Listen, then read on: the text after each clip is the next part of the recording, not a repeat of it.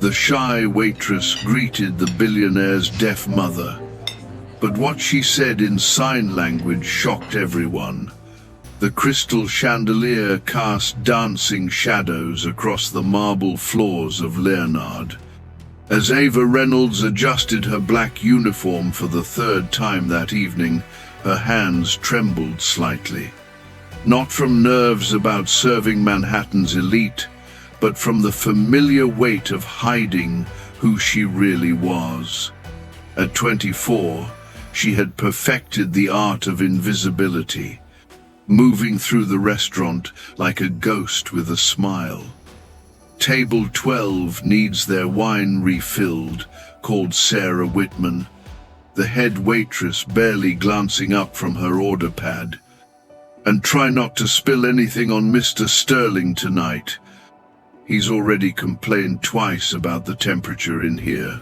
Ava nodded, gathering the bottle of Chateau Margaux, a single bottle that cost more than she made in a month. Marcus Sterling. Even his name sounded like money. Old money, new money. The kind of money that made people bow their heads and avert their eyes. She'd been serving his table for 3 months now, and he'd never once looked at her as anything more than a piece of furniture. The dining room hummed with the quiet conversations of people who never worried about rent or medical bills, or whether they'd have enough left for groceries after paying for their children's school supplies. Ava knew that world intimately. She'd lived in it once in what felt like another lifetime. "Excuse me, miss." The voice was sharp, commanding, with just a hint of impatience that made Ava's spine straighten automatically. She turned and found Marcus Sterling standing closer than she'd expected, his steel-gray eyes fixed on her with an intensity that made her stomach flutter in a way she didn't like to admit. He was tall. She had to tilt her head back to meet his gaze. Dark hair, perfectly styled by someone who probably charged more per hour than Ava made in a week. His suit, immaculate, probably Italian, definitely expensive. "Your wine, sir," Ava said softly, lifting the bottle slightly. "Not for me." Marcus gestured toward the elegant woman sitting just behind him. "My mother. She's been trying to get your attention for the past 10 minutes. Ava's gaze shifted and her heart clenched. Margaret Sterling was probably in her early 60s, with silver hair pulled into a perfect chignon, and kind eyes that seemed to hold a universe of stories. She was making subtle hand gestures, her face lit with a hopeful smile. Without thinking, Ava set the wine bottle on the nearest table and approached her. "Good evening," she signed, her hands moving with practiced grace. "How may I help you?" The woman's face transformed with delight. Her hands danced as she responded. "Oh, how wonderful. I was hoping to compliment the chef on the salmon. It reminds me of a dish I had in Paris years ago." "I'll make sure he receives your kind words," Ava signed back, smiling genuinely for the first time all evening. "Would you like me to ask him about the preparation? I believe he uses a special herb blend." Behind her, the restaurant had grown quieter, but Ava barely noticed. She was focused on Mrs. Sterling's animated response, her stories about France, and how few people ever took the time to truly communicate with her. "You're very kind," the older woman signed. "Most people just smile and nod when they realize I'm deaf. You sign beautifully. Where did you learn?" "I studied linguistics in college." Ava replied automatically, then froze, realizing what she'd just said. Linguistics? Marcus's voice cut through the moment like a blade. He was staring at her, eyes narrowing, curious, calculating. What university? A familiar panic rose in Ava's chest. She'd been so careful for so long. And now, one genuine moment of human warmth had cracked her carefully built disguise. It was just a few classes, sir. Nothing important. Nothing important? Marcus stepped closer, his tone dropping lower, smoother, dangerous in a different way. You speak sign language fluently. You mentioned linguistics, and I'm betting that's not the only language you know. What else are you hiding? The question hung between them, sharp as glass. Ava could feel the weight of other diners' eyes, could sense Sarah hovering nearby, probably calculating how much trouble this was about to cause. I should get back to work, Ava said quietly, reaching for the bottle. Wait. Marcus caught her wrist, not roughly, but firmly enough to stop her. The contact sent a jolt through her system, and she saw something flicker in his eyes, something that said he'd felt it too. I'm sorry, he said softly. That was unnecessarily harsh. Ava glanced down at his hand, the expensive watch, the manicured nails, the absence of scars, the signs of a man who'd never done a day of hard labor. When she looked back up, his expression had softened, almost vulnerable. Your mother is lovely, she said quietly. She was telling me about her trip to Paris. She likes you, Marcus said, his voice low. She doesn't like many people. Maybe because most people don't take the time to really listen. The words slipped out, carrying more edge than she'd intended. Marcus's eyebrows lifted. And, for a moment, she thought she saw the hint of a smile. And you think I don't listen? I think you're used to people telling you what you want to hear. This time, his smile was real. You know, you're probably right. But you didn't answer my question about the university. Ava hesitated, trapped between the truth that could destroy her new life and the curiosity in Marcus's eyes that might already have. Mrs. Sterling watched silently, her knowing smile suggesting she understood more than either of them realized. Columbia, Ava said finally, the word feeling like a confession. I studied at Columbia. Marcus's expression shifted, surprise, confusion, and maybe respect. Columbia has an excellent linguistics program, he said. What made you decide to change careers? The question hit Ava like a blow. How could she explain that she hadn't decided anything? That her life, her future, everything had been stolen by the one person she trusted most? She steadied her voice. Sometimes life doesn't go according to plan. No, Marcus said quietly, eyes steady on her. I suppose it doesn't. Mrs. Sterling gestured between them, her eyes bright with mischief. You two should talk more, she signed with a teasing smile. My son works too much and doesn't meet enough interesting people. What did she say? Marcus asked, suspicion lacing his tone. Ava felt heat creep up her neck. She said, You work very hard. Marcus tilted his head. That's not all, she said. She also mentioned that you should eat more vegetables. A soft laugh escaped him, genuine, surprised, turning several heads around the dining room. My mother did not sign anything about vegetables. How would you know? Ava asked, smiling now. You don't speak sign language. No, Marcus admitted, amusement tugging at his lips, but I know my mother's sense of humor. And judging by the way you're blushing, she said something designed to embarrass one or both of us. Ava opened her mouth to deny it, then realized there was no point. She thinks, Ava said carefully, that you should meet more interesting people. Does she? Marcus's eyes flicked toward his mother, who was trying, and failing, to look innocent. And what do you think?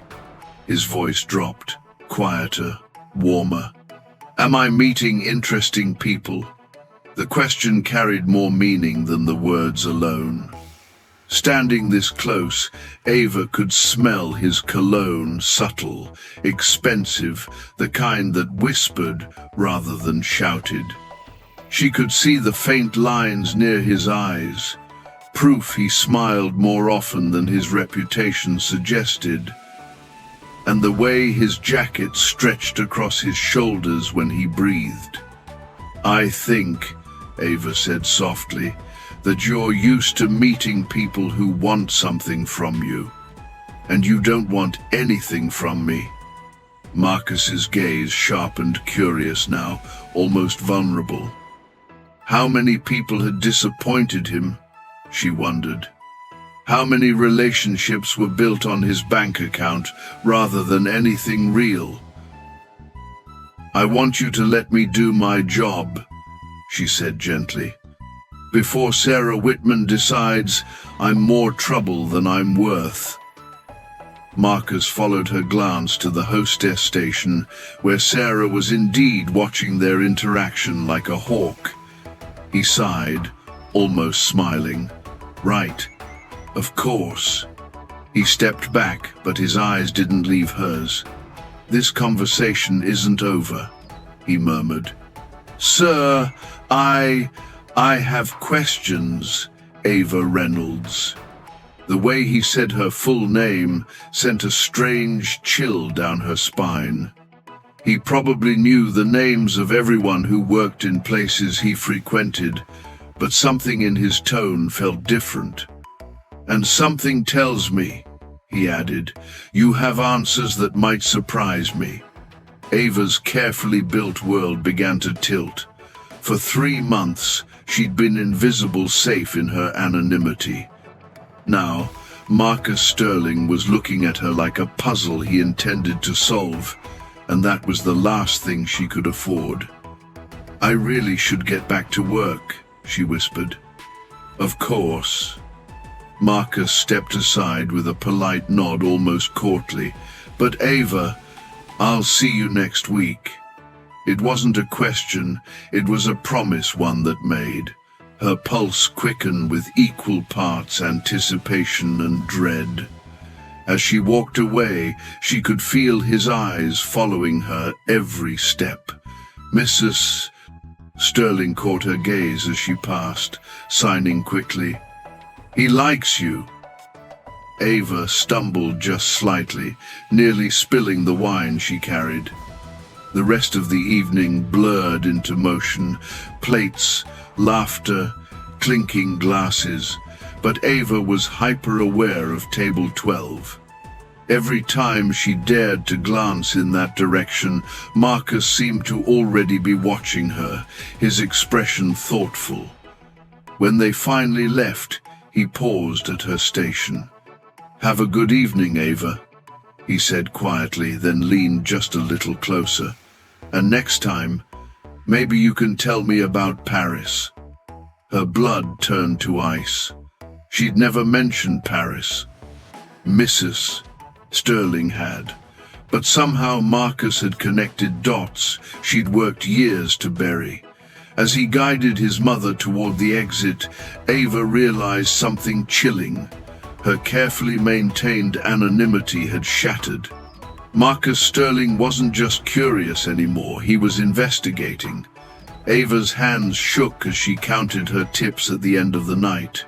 Marcus's parting words echoed like a warning bell. Paris. How had he known?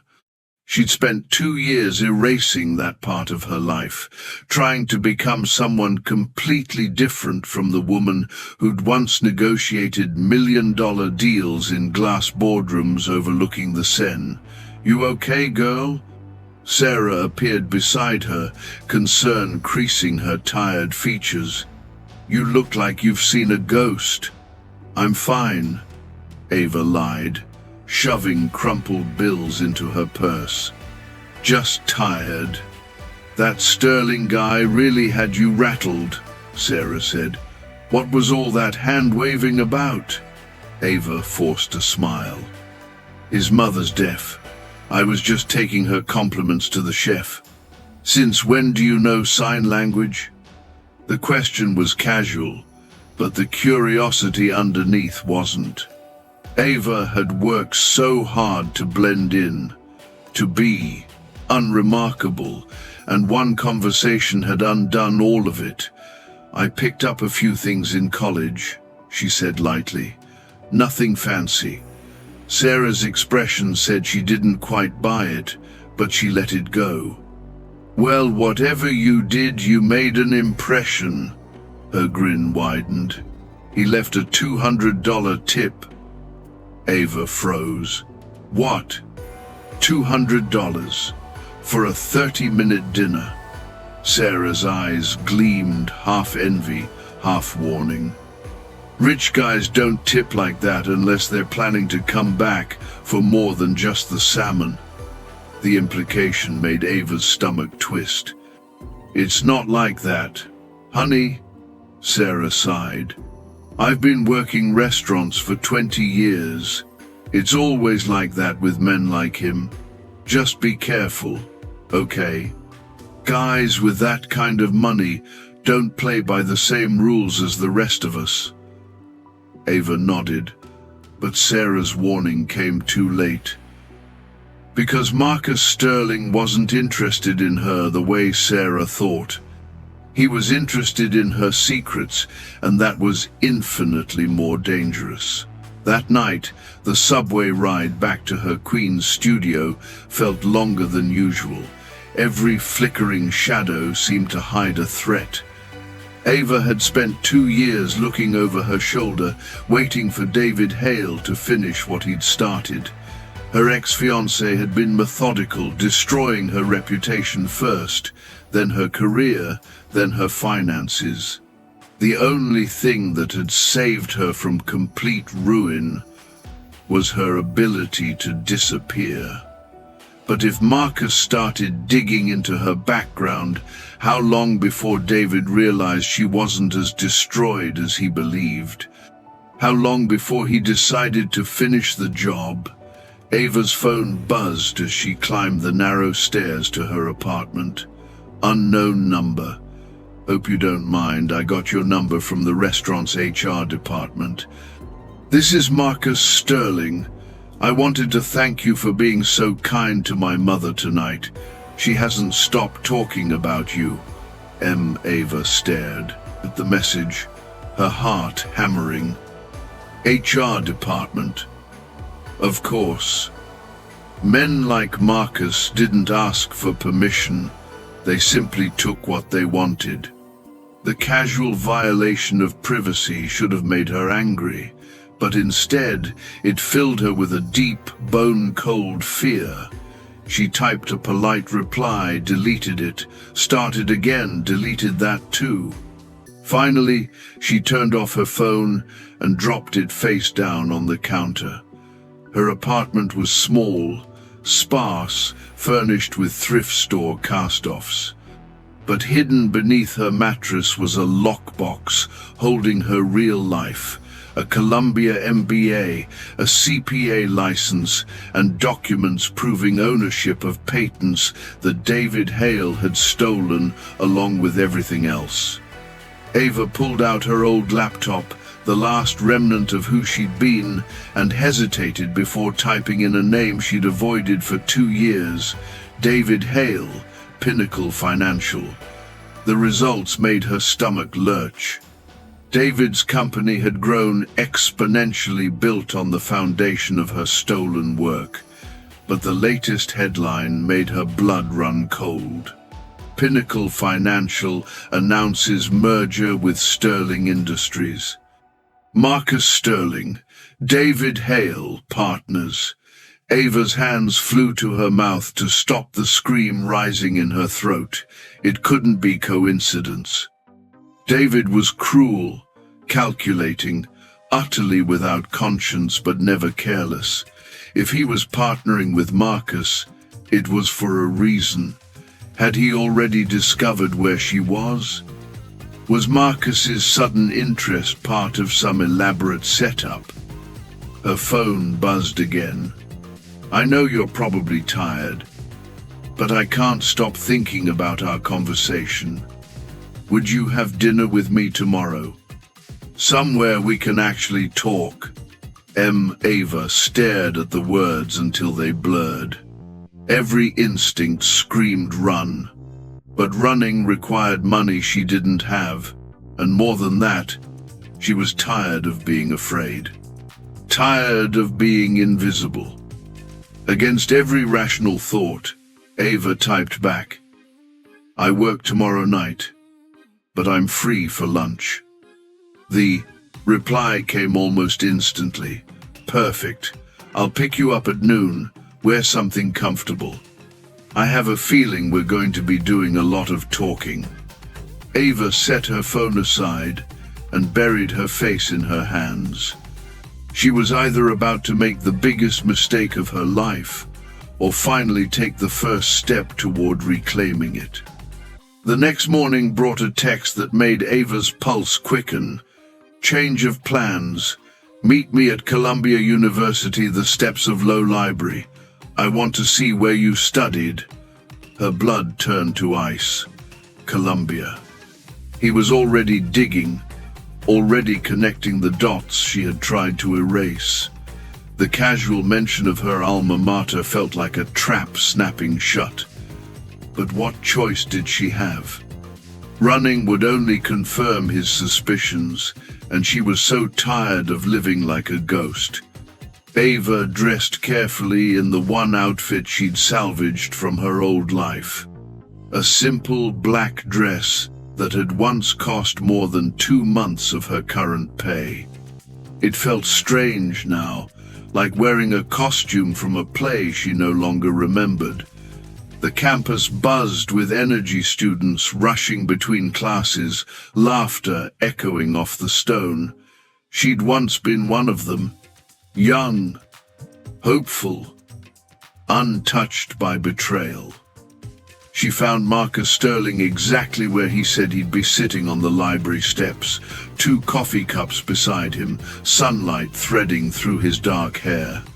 He looked different in daylight, younger, less intimidating. You found me, he said, standing to offer her a cup. I wasn't sure you'd come. I almost didn't, Ava admitted, accepting it gratefully. The aroma told her it wasn't diner coffee. This was the expensive campus blend she used to love. But you did, Marcus said softly. Why? The question was light, but his eyes were searching. Everything about him radiated curiosity, a man used to finding answers. Because I'm tired of running from my past, she said, surprising herself with the honesty in her voice. Marcus's expression gentled. Are you running from something specific, or just running in general? What makes you think I'm running at all? She asked, forcing a half smile. Ava, he tilted his head. You're 24. You have a Columbia education. You speak multiple languages. You understand fine wine. And yesterday you corrected my French pronunciation under your breath. He smiled faintly. Either you're running from something, or you're researching a very elaborate character for a novel. Ava nearly choked on her coffee. You heard that? I hear everything, he said easily. Occupational hazard of business. You learn to notice what others miss. He gestured to the steps, inviting her to sit. So what's the story? Bad breakup? Family scandal? Student loans the size of a small nation's GDP? His tone was joking, but the intelligence behind his eyes was razor sharp. He was giving her space, a chance to tell a version of the truth before he uncovered it himself. All of the above, she said at last, lowering herself beside him, careful to keep a little distance. Plus some creative financial planning by someone I trusted. Someone stole from you. It wasn't a question. And the way he said it, matter of fact, without pity, loosened something tight in her chest. Someone stole everything from me, Ava said quietly. My work, my reputation, my future. I'm not just running from debt, Marcus. I'm running from the man who destroyed my life and convinced everyone I deserved it. Marcus was silent for a long moment, fingers wrapped around his cup. Then, softly, David Hale. Ava's hands went numb. The cup slipped, coffee splashing across the steps. How do you know that name? Because I know David Hale very well, Marcus said. And if he's the one who did this to you, then we have a problem. The world tilted. Ava grabbed his arm, nails digging into the expensive cashmere of his sweater. You know him? How?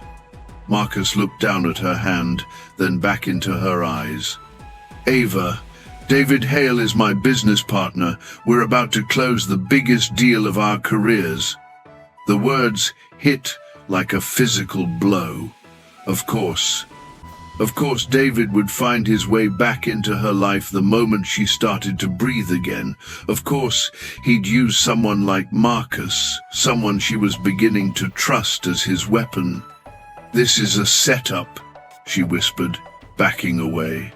The restaurant, your mother, the sudden interest he sent you. No.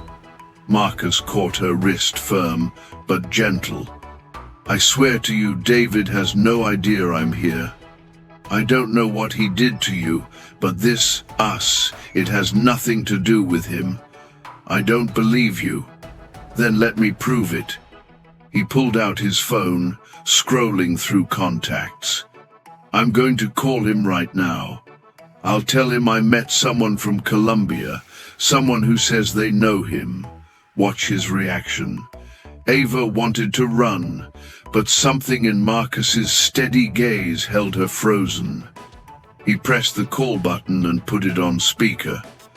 Marcus, came David's smooth, confident voice. Perfect timing. I was just reviewing the merger documents. Everything looks... David, Marcus interrupted. Quick question. I met someone yesterday who says she knows you from business school.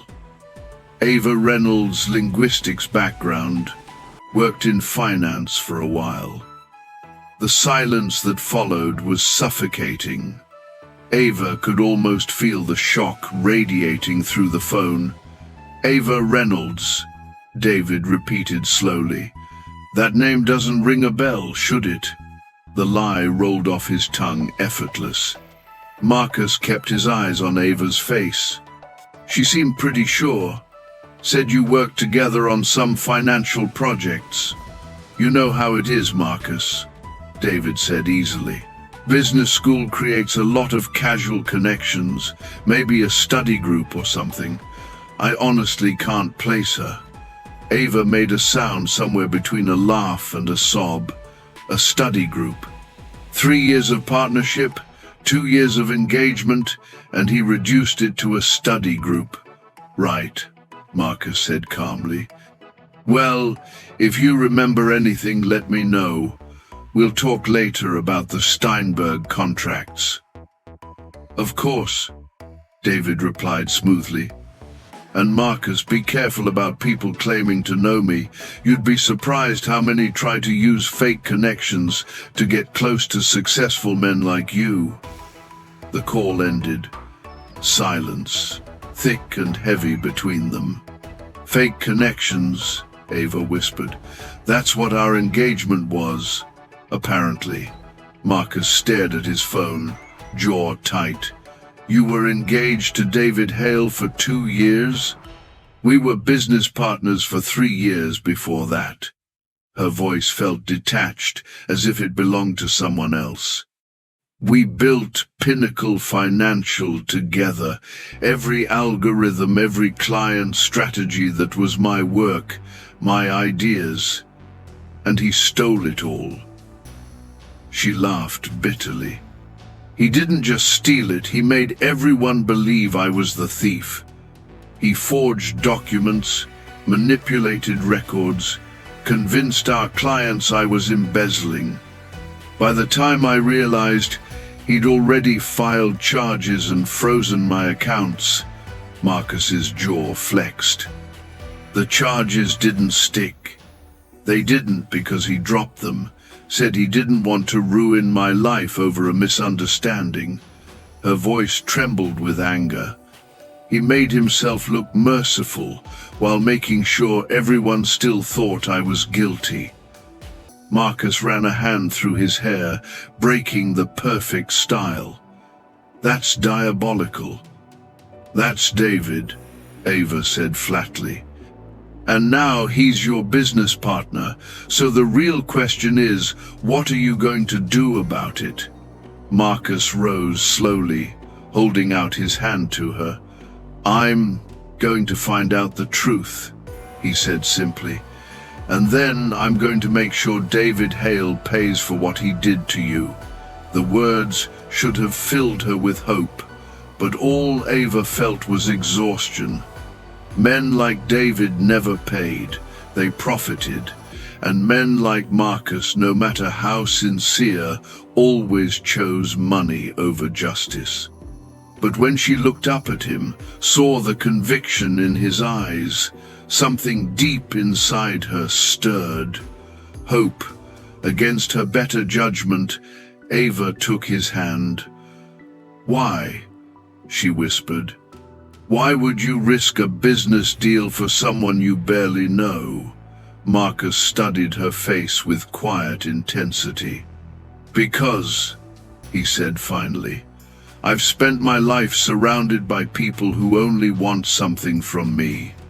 And yesterday, for the first time in years, I met someone who was kind to my mother, someone who didn't even know who I was, who had no agenda except simple human decency. He paused, his thumb brushing her knuckles, sending heat up her arm. And because David Hale just lied to my face about knowing you. Which means everything you've told me is probably true, and everything he's told me is probably a lie. Ava felt her throat tighten, eyes burning. When was the last time anyone had believed her without proof, without documentation, without pleading? What if you're wrong? She whispered. What if I'm the liar? Marcus smiled, slow, certain. Then I guess I'm about to make a very expensive mistake. He stood, still holding her hand. But something tells me that's not the case. Where are we going? She asked softly. To my office, he said. I want to show you something. Marcus, I can't. People will see your reputation. Ava. He turned to face her fully. I don't care about my reputation. I care about the truth. And I have a feeling the truth about David Hale is going to be very interesting. The elevator ride up to Sterling Industries felt endless. Ava's reflection in the mirrored wall looked out of place, black dress, thrift store coat, eyes sharp but weary. Next to her stood Marcus Sterling, calm as stone. His presence filled the confined space. He didn't speak, but she could feel his thoughts moving behind his silence. When the elevator doors slid open, the world changed. Marble floors, glass walls. The quiet hum of wealth and power. Every person who passed greeted Marcus with deference. "Good morning, Mr. Sterling. The meeting's at 2, sir." Ava followed him through the corridor, her pulse quickening. This was the kind of building she used to walk into with confidence before her name became poison in corporate circles. Marcus led her into a private office on the top floor. It was massive, overlooking the skyline New York, glittering beyond the glass like an illusion of perfection. "Close the door," he said quietly. She obeyed. He turned to face her. "Everything you tell me from this point forward stays between us. Understood?" Ava hesitated. "You really want to involve yourself in this?" "I already am," Marcus said simply. "David Hale is my partner. If he's capable of what you described, then I need to know before we merge our companies." He moved behind his desk, pulling up files on a sleek computer. "Tell me the name of the project he stole." "Neural Yield." The words came out like a ghost.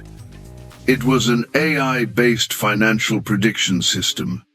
We designed it to analyze human emotional bias in trading patterns." Marcus paused, fingers frozen over the keyboard. "I've seen this code." Ava's breath hitched.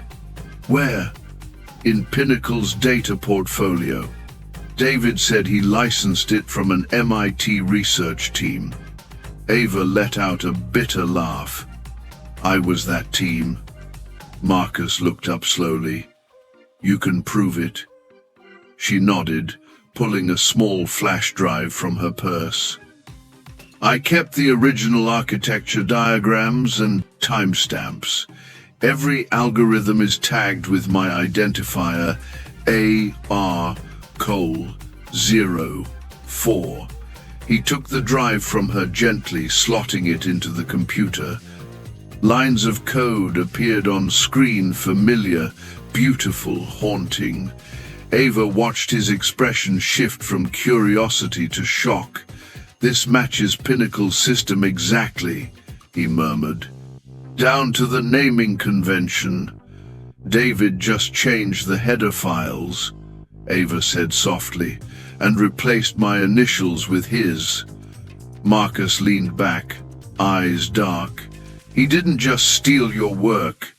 He used it to build the company that's about to merge with mine." Ava folded her arms, fighting back the tremor in her voice. "That's what he does. He takes people's brilliance and turns it into his empire." Marcus's jaw clenched. "You realize this gives me leverage to stop the merger?" "You'll need more than that," Ava said quietly. "He'll deny everything. He'll say I stole it, that I planted the files. Then we'll find proof he didn't expect anyone to look for." He opened a drawer, pulling out a small card. "I'm calling Charles Whitaker, my legal counsel. He specializes in corporate fraud. If what you're saying is true, we'll bury David Hale before he even realizes what's happening." Ava felt the room spin. "This isn't just about legal proof, Marcus. David isn't someone you expose and walk away from. He destroys people. He'll come after you, your company, your family." Marcus stepped closer. "I'm not afraid of men like David Hale. You should be," she whispered. Their eyes met his, filled with cold fire, hers with a fear she couldn't disguise. For a moment, neither spoke. The city stretched beneath them, silent and shining. Then Marcus reached for the phone. "Jennifer," he said into the receiver, voice steady, "cancel my afternoon meetings. Get Charles Whitaker on the line. Tell him it's urgent. Fraud investigation, priority 1. He hung up, turning back to Ava. "From now on, you're under my protection. Whatever David took from you, we're taking it back." Ava opened her mouth to protest, but the words caught somewhere between disbelief and gratitude. "Marcus," she whispered, "you don't even know what you're stepping into." He smiled faintly. "Then you'll just have to show me." Outside, thunder rolled across the Manhattan skyline, as if the city itself knew a storm was coming. The glass doors slid open before Ava could say a word. Charles Whitaker entered, tall, sharp-eyed, every inch the man who had spent a lifetime winning arguments in polished rooms. His grey suit looked pressed by geometry itself. "Marcus," he greeted, voice calm but edged. "You said urgent." Marcus gestured toward Ava. "This is Ava Reynolds. She has information that changes everything about the Pinnacle merger." Charles gave her a polite nod, the kind reserved for witnesses, not allies. "Go on." Ava took a breath. "I built an algorithm called Neural Yield.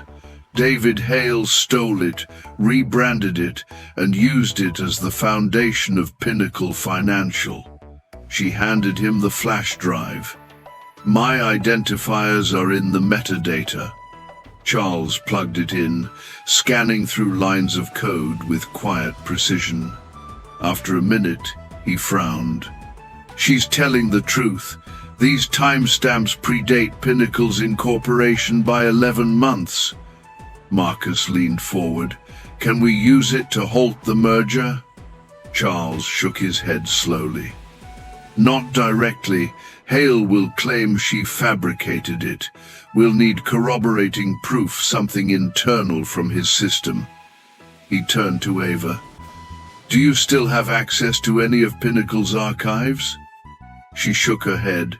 "He locked me out the day he filed false charges. Everything after that vanished." Marcus's voice hardened. "Then we find another way in." Charles studied him. "You're suggesting espionage, Marcus." "I'm suggesting truth," Marcus replied, "and I don't care how uncomfortable it makes him." Charles sighed, the sound of a man about to do something unwise but necessary. "I'll start digging quietly. But if Hale's as ruthless as you say, he'll already know someone's moving against him." Ava's stomach turned. "He will know. He always does." Charles's phone buzzed. He glanced at the screen, then at them. "You might want to see this." He handed the device to Marcus. A new article glowed across the screen. "Sterling Industries confirms upcoming merger signing, exclusive gala tonight at the Vanderbilt." Ava froze. "Tonight?" Marcus exhaled sharply. "He's accelerating the timeline, trying to close the deal before we can stop it." Charles's brow furrowed. "And there's more. Look at the bottom." A small photo accompanied the article, Marcus shaking hands with David Hale, and behind them, blurred but visible, was Ava. Standing at the restaurant bar, captured mid-service, wine tray in hand, her chest tightened. "That's from Leonard." "How did he?" Marcus zoomed in. The caption beneath the image read, Sterling's new confidant, spotted dining with mysterious Waitress earlier this week. Charles's expression turned grim. "Someone's feeding him photographs," Ava whispered. "He's been watching me."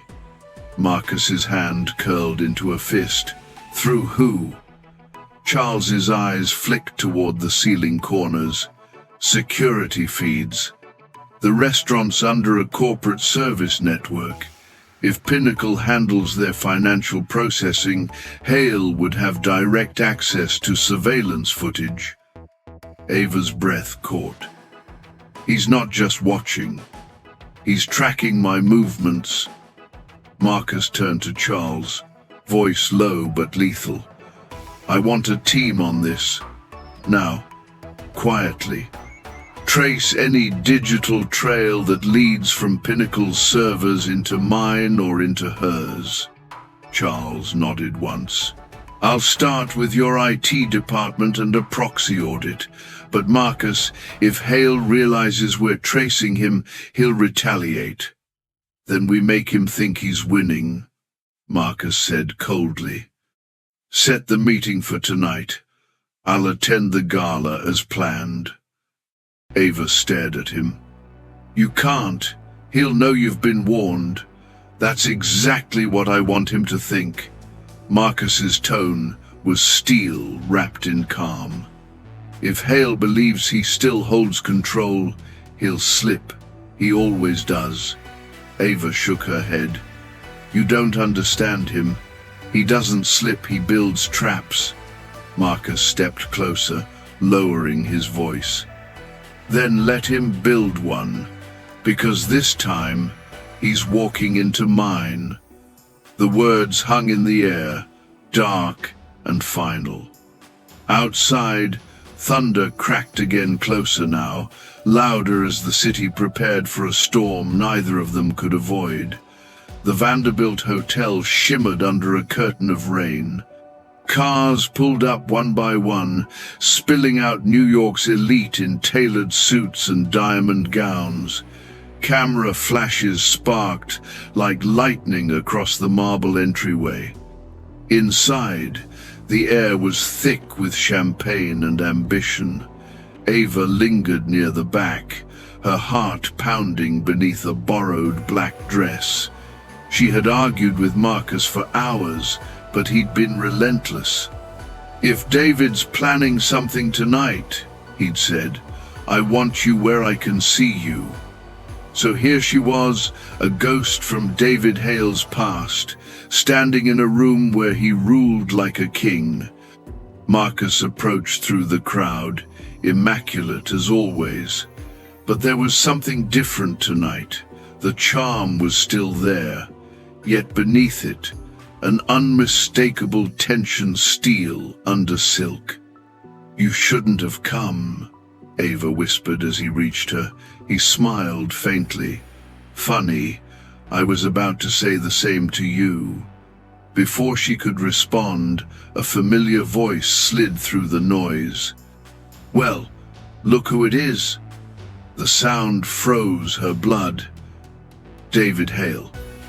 He looked exactly as he had 2 years ago. Smooth smile, perfect posture, eyes cold as polished glass. And when his gaze met hers, it was like no time had passed at all. "Ava Reynolds," he said softly, savoring her name like a private joke. "I was beginning to think you disappeared for good." Ava's breath caught. "Guess I'm harder to erase than you thought." David chuckled, but his eyes flicked to Marcus. "I see you found a new business partner." Marcus didn't blink. "We were just discussing your achievements, David. Quite an empire you've built." David's grin widened. "Yes, well, some of us were born to build, others to serve. We all find our roles eventually." The insult was smooth, invisible to anyone not listening for blood. But Ava heard it. Marcus did too. He stepped closer, And some of us learn that stolen foundations don't hold forever. David's smile faltered for half a second, barely visible, then returned sharper. I hope you're not implying anything, Marcus. Our merger paperwork is nearly complete. It would be a shame if rumors complicated things. Rumors have a way of pointing toward truth, Marcus said evenly. Sometimes they're worth following. David's gaze drifted back to Ava, assessing, dissecting. Still playing the victim, I see. Ava felt the words like a slap. But before she could respond, Marcus's voice cut through the noise, low, dangerous. She's not the victim in this story, David. You are. The two men stood face to face, the music swelling around them like a storm held barely in check. David leaned in, whispering so only Marcus could hear. You have no idea who you're protecting, and you have no idea, Marcus murmured back, what I'm willing to destroy. For a heartbeat, neither moved. Then David smiled again, all polished charm. Enjoy the evening, Marcus. You'll need it. He turned, brushing past Ava without another glance, and disappeared into the glittering crowd. Ava realized she'd been holding her breath. She exhaled shakily. He knows. Marcus nodded once. Yes, and he's scared. Scared men do reckless things. Marcus's eyes found her steady, unreadable. So do cornered ones. He guided her toward a side corridor, away from the ballroom's noise. Behind them, laughter and music masked the danger coiling beneath the evening surface. In the dim hallway, Marcus spoke quietly into his phone. Charles, he's here, and he knows Ava's alive. A pause. Pull everything you have on Pinnacle's offshore accounts. If I'm right, his fingerprints are all over the shell companies funding Neural Yield. Ava pressed a hand to her chest. Marcus, if you go after him like this, he'll retaliate. He always does. He looked at her, eyes softer now. I don't care. You should. I can handle him. Ava shook her head. No. You don't understand. David doesn't just ruin reputations. He breaks people. He makes the world believe they deserved it. Marcus stepped closer, his voice barely above a whisper. Then let him try, because this time, Ava, he picked the wrong enemy. A flash of lightning illuminated the glass wall behind them. For an instant, their reflections merged, two figures standing against a storm that neither could escape. Somewhere deep in the ballroom, applause erupted. David Hale was taking the stage. Marcus's jaw tightened. Showtime. The ballroom dimmed. Golden spotlights converged on the stage, where David Hale stood confident, composed, perfectly rehearsed. Good evening, everyone, he began, voice smooth as velvet. Tonight marks the beginning of a powerful partnership between Pinnacle Financial and Sterling Industries. Together, we're shaping the future of innovation and trust. The audience applauded. Flashes from cameras lit his face in staccato bursts of light. Ava stood near the edge of the room, frozen. The man on that stage had stolen her life and was now being celebrated for it. Her fingers trembled against her glass. Marcus, beside her, watched David like a predator measuring distance. Trust, Marcus murmured under his breath. That's one word he shouldn't use, David continued, his smile widening. I've always believed success comes from collaboration, from surrounding yourself with brilliant minds, people who make you look better just by standing next to you. He paused, his eyes locking onto Ava through the crowd. Even if some of them don't stay. The implication was subtle, but she heard it. The audience chuckled politely, unaware of the knife hidden behind the words. Marcus's jaw tightened. He leaned toward her. He's baiting you. I know, Ava whispered, but he doesn't realize I'm not the same woman he left broken. David gestured toward Marcus. And of course, my future partner, Marcus Sterling, a man whose vision rivals even my own. Marcus's voice cut through the applause before it faded. I appreciate the compliment, David. He stepped forward, every eye following him as he mounted the stage. Ava's heart pounded. This wasn't part of the plan. Marcus turned to face the crowd, expression calm but razor sharp. And since we're talking about trust, there's something I'd like to share. David stiffened almost imperceptibly. Marcus, perhaps we should. Marcus raised a hand. No, David, you're right. Partnerships are built on trust, which is why it's important for our investors to know the truth. A hush fell over the room. Ava could feel every heartbeat in her chest. Marcus reached into his pocket and produced a small flash drive. He held it up. Inside this file is the full code base of a project known as Neural Yield. Some of you may recognize it as the proprietary algorithm that built Pinnacle Financial. Murmurs rippled through the crowd. David's smile faltered. Marcus continued, voice steady, deliberate. What you don't know is that Neural Yield was not created by David Hale.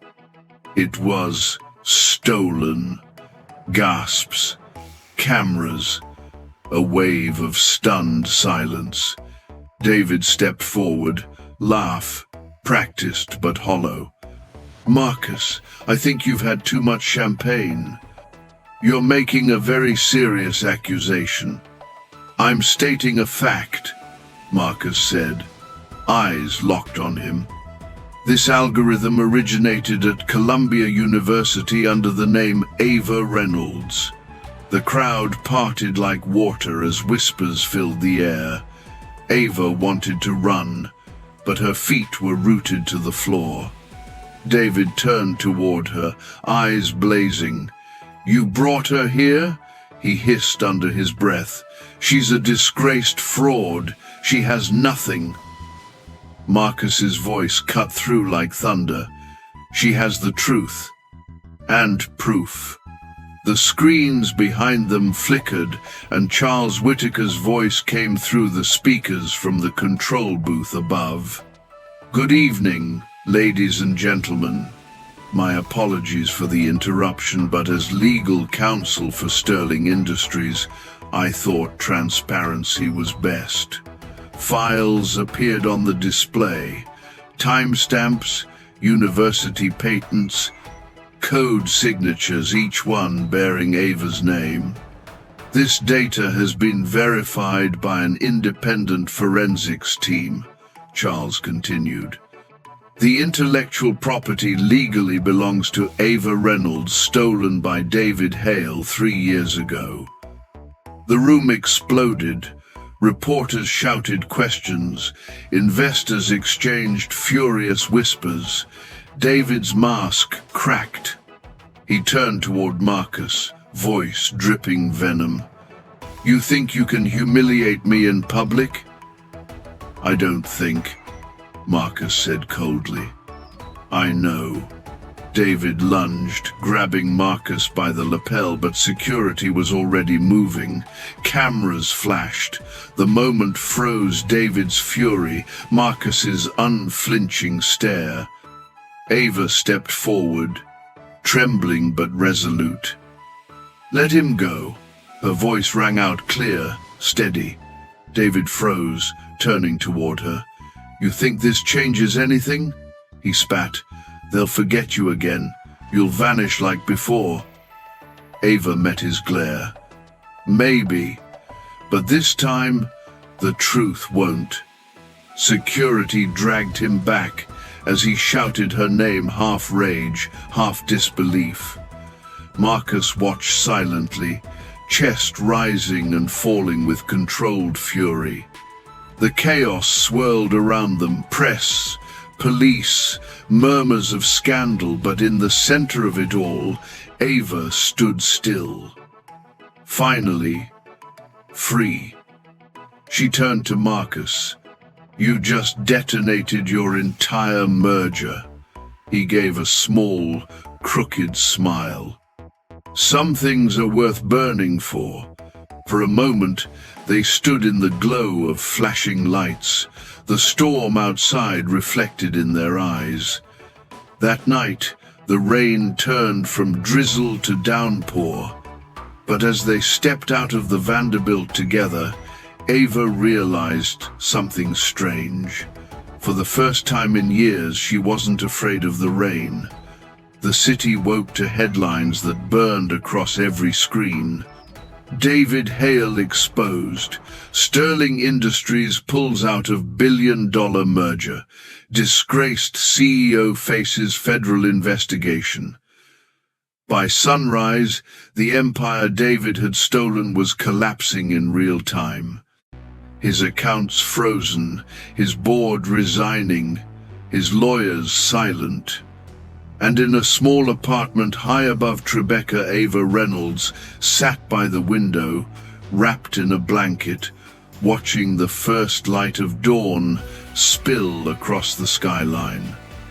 For 2 years, she had lived in shadow. Now, the whole world finally saw the truth.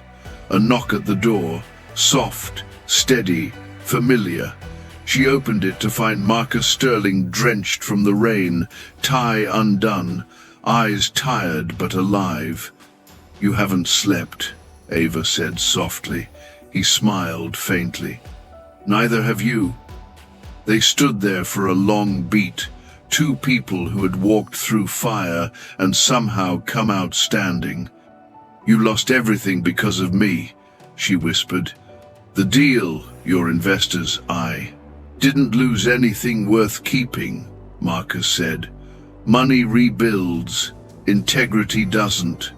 He stepped closer, his voice dropping. "Besides, I gained something far more valuable." Ava tried to speak, but her throat tightened. "Marcus." He reached out, brushing his thumb gently across her cheek. "You. I gained you." Weeks passed. The media storm faded, replaced by headlines of indictments and court dates. David Hale was arrested for fraud, theft, and falsifying federal documents. Charles Whitaker handled the legal assault like a chess master. Through it all, Marcus refused interviews. He didn't need to defend himself. The truth had already done that. And Ava began to rebuild. With her name restored, her patents returned, and her code officially recognized by the U.S. Patent Office, she launched a new venture under her own name, Reynolds Analytics. Her first investor? Marcus Sterling. 6 months later, morning sunlight flooded the open-concept kitchen of Marcus's penthouse. The city glowed beneath them, alive, restless, magnificent. Ava stood at the counter, hair loose, laptop open, typing out code that shimmered with promise. Behind her, Marcus set down 2 mugs of coffee. "You're working on a Sunday?" She smiled. "Changing the world doesn't take weekends off." He chuckled, handing her a cup. "Then at least let the world start after caffeine." They stood side by side, sipping quietly. Outside, the hum of New York sounded less like chaos and more like music.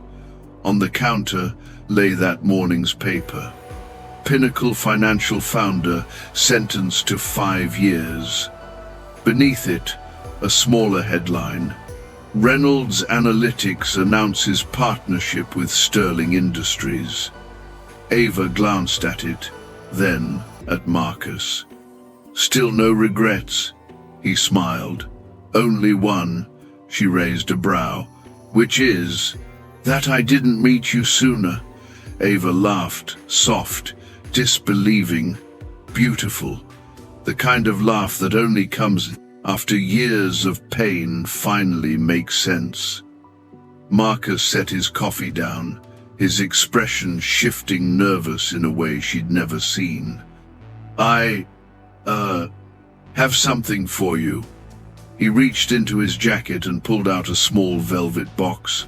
For a heartbeat, Ava couldn't breathe. Marcus, he dropped to one knee right there in the kitchen. No audience, no cameras, just them and the soft hum of the city below. Ava Reynolds, he said, voice low but sure. You've reminded me that love isn't about perfection, it's about partnership, about standing next to someone when the whole world's trying to knock them down. He opened the box. Inside, a simple diamond gleamed, elegant, timeless, understated. Exactly her. You've already rebuilt your life, Marcus said, but I'd like to spend the rest of mine building it with you. Will you marry me? Tears blurred her vision, not from pain, but from something deeper. Hope. Ava nodded, unable to speak. Yes, she whispered finally. Yes, Marcus, 1,000 times yes. He slid the ring onto her finger. It caught the morning light and scattered it across the room, tiny sparks of gold and promise. Marcus stood, pulling her into his arms. Their kiss was slow, reverent, a punctuation mark at the end of everything they'd survived. Later, as they stood at the window, the city stretched before them like a new beginning. Ava rested her head on his shoulder. Do you ever think about Paris? She murmured. Marcus smiled. Sometimes, but I think about you more. She laughed quietly. Careful, Sterling. That almost sounded poetic.